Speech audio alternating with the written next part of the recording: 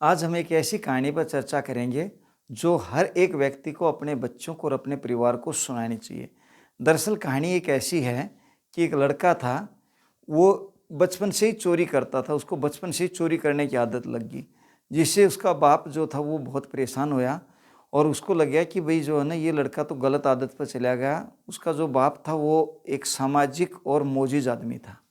उसने अपने बेटे को समझाया कि भाई तू चोरी क्यों करता है, लेकिन वो लड़का जो था उसकी आदत हो गई थी, उसने कहा कि मैं चोरी नहीं छोड़ सकता। 2-4 बार जब ऐसा हुआ उसके पिताजी बहुत दुखी रहने लगे। जब उसके पिताजी लगातार लंबे समय तक दुखी रहने लग गए, तो एक दिन वो कहने लगे कि भई तू चोरी छोड़ेगा नहीं और मैं इससे जो कलंक के साथ जी नहीं सकता, मेरा मरने का समय नज़दीक आने लग रहा है, या तो तू चोरी छोड़ दे, नहीं तो एक दिन मैं मरूँगा। लेकिन ये सब कहने के बावजूद भी उस लड़के को कोई सुधार नहीं आया और एक दिन उसका बाप जो है वो कहने लगा कि भई मैं बेटा मरने वाला हूँ और तू मेरे पास बैठ। बैठने के बाद जब वो बैठने लग गया तो कहने लगा कि तुझे एक मेरी बात माननी है। इस पे वो छोरा फिर कहने लग गया कि बाबू चोरी तो छोड़ू नहीं और जो कहेगा वो मैं मान लूँगा। अब उसको एक चीज़ समझ में आ गई कि भई ये तो ये करेगा नहीं। उसने कहा ठीक है बेटा, अगर जब मैं मर जाऊँ तो मेरे मरने के बाद तने फलाना तेरा ताऊ है उसके पास जाके रोज़ बैठना है। कहने लगा बाबू ये मेरा प्रण रहा कि मैं चोरी नहीं छोड़ूंगा लेकिन उसका जरूर जा बैठूंगा। खैर उसके पिताजी मर गए और मरने के बाद क्या हुआ कि वो लड़का उसके ताऊ के पास हर रोज़ जाके बैठने लग गया।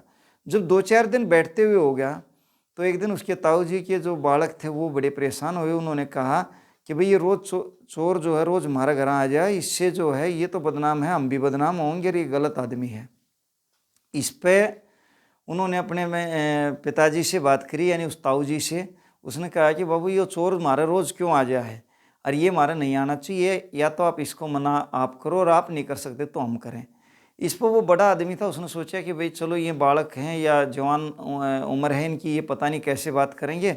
उसने कहा कोई नहीं भाई, मैं कल इनसे पूछूंगा और इससे पूछ के कहूँगा कि भाई तुम हमारे मत आना। उसने जैसे ही वो लड़का आया तो उसने कहा कि भाई तू हमारे घर मत आकर, हमारे घर झगड़ा होता है और तेरी जो है वो चोरी करने की आदत गलत है, मेरे बच्चे नाराज़ हैं। इस पर वो कहने लगे कि ताऊ चाहे तेरे सारे बालक नाराज़ हों और चाहे तेरा घर झगड़ा और चाहे तेरा हो जाए नाश, मैं आना नहीं छोड़ सकता, मैं रोज़ आऊँगा क्योंकि मन्नत तो मेरा बाबू कह के मरा था। अब वो बड़ा आदमी था, समझदार आदमी था, उसका समझ में आई कि भाई जब इसका बाप कह के मरा है तो कोई तो विशेष कारण जरूर होगा। वो इतना समझदार आदमी था। उसने कहा तो बेटे फिर एक बात मेरी भी सुन ले कि एक बात तने मेरी भी माननी पड़ेगी। कहने लगा था चोरी तो मैं छोड़ू नहीं, चोरी के चक्कर में तो मेरा बाबू मर गया, लेकिन और जो तू कंधा वो उस बात का प्रण है। कहने लगा तो बेटे फिर ऐसा है तू झूठ नहीं बोल लगा। कहने लगा तो ये प्रण रहा है, मैं झूठ नहीं बोलूँगा। अब वो जो लड़का था वो हर रोज़ चोरी करता और अपना ऐसे ही कुछ समय बीत्या। एक दिन उस लड़के ने राजा के खजाने में चोरी करने का मन बनाया और जाकर राजा के खजाने को पाड़ लिया। राजा के खजाने में 1,00,000 असरफियाँ थी। उसने 50,000 असरफी चुराई और 50,000 छोड़ दी। 50,000 ये सोच कर छोड़ दी कि भाई मैं तो एक हूँ, मेरा तो 50,000 असरफियाँ बहुत हैं।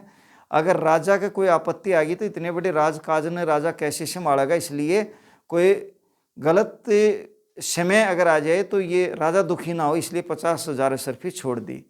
और जैसे ही वो चोरी करके बाहर निकला तो इत्तेफाक था कि राजा जो है वेश बदल के अपने राज्य की गश्त कर रहा था।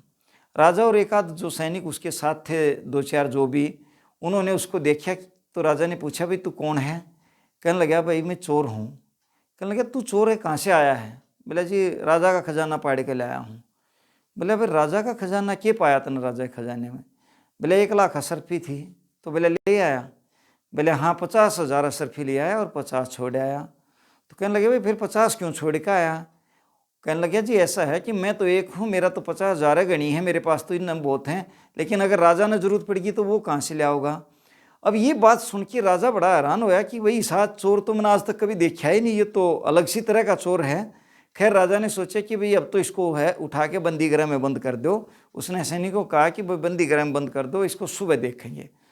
सुबह जैसे ही राजा का खजांची आया तो उसने जोर जोर से शोर मचाना शुरू किया कि महाराज खजाना लुट गया, खजाना में चोरी होगी, खजाना में डाका पड़ गया और खजाना में कुछ बचा नहीं।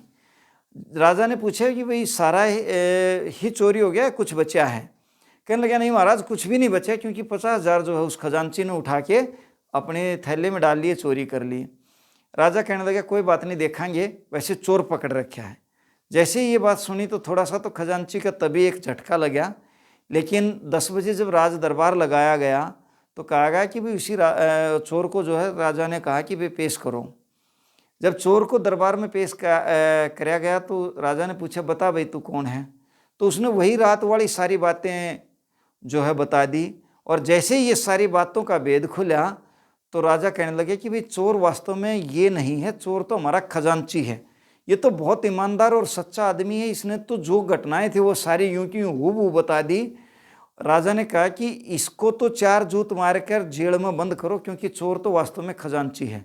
और इतना ईमानदार और इतना सच बोलने वाला आदमी तो राज के खजाने के लायक है, इसको राजा का खजांची बनाया जाए। उसको राजा का खजांची बना दिया गया, खजाने की चाबी उसको दे दी गई। जिसके बाद क्या हुआ, उसको एक रोजगार मिल गया। रोजगार मिलने के कारण उसकी शादी हो गई, उसका घर परिवार हो गया, और वो नियत से अपना मेहनत रोज करने लग गया, अपना काम करने लग गया।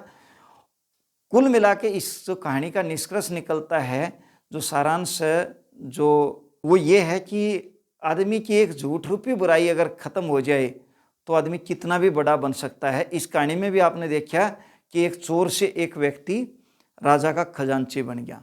इस तरह की शिक्षा अपने बच्चों को ज़्यादा से ज़्यादा दें, और ये जो शिक्षा है वो हर समाज के एक व्यक्ति के और बच्चे के काम आने की है। जय हिंद, जय भारत।